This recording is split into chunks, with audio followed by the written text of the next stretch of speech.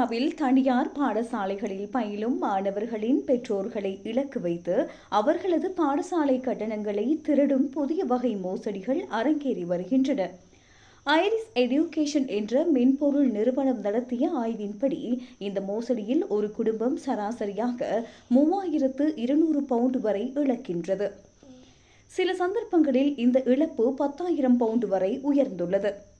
குற்றவாளிகள் பாடசாலைகளின் தொடர்பாடல்களை கண்காணித்து கட்டணம் செலுத்த வேண்டிய காலக்கெடுவை சரியாக அறிந்து தாக்குதல்களை நடத்துகின்றனர்.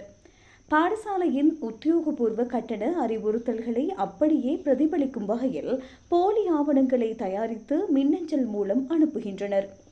ஆங்கிலம் முதன்மொழி அல்லாத வெளிநாட்டு பெற்றோர்கள் இந்த போலி மின்னஞ்சல்களில் உள்ள நுட்பமான எச்சரிக்கை அடையாளங்களை கவனிக்க தவறுவதால் இலகுவாக ஏமாற்றப்படுகின்றனர்.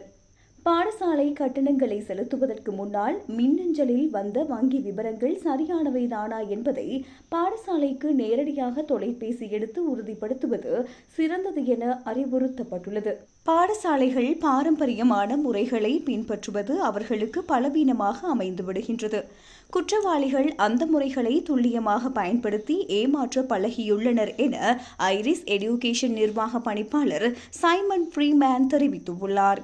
சைபர் குற்றங்களால் பிரித்தானிய பொருளாதாரத்திற்கு ஏற்படும் உண்மையான பாதிப்பு நாம் நினைப்பதை விட அதிகம். வணிக நிறுவனங்கள் தங்கள் இணைய பாதுகாப்பு தரத்தை உடனடியாக உயர்த்த வேண்டும் எனவும் எச்சரிக்கப்பட்டுள்ளது. 2026ஆம் ஆண்டில் மோசடிகள் மிகவும் சிக்கலானதாகவும் வேகமானதாகவும் மாறியுள்ளன. வங்கிகள், அரசாங்கங்கள் மற்றும் இணையதளங்கள் ஒன்றிணைந்து செயற்படாவிட்டால் இது நாட்டின் பொருளாதார வளர்ச்சியை பாதிக்கும் என நிபுணர்கள் எச்சரிக்கின்றனர்.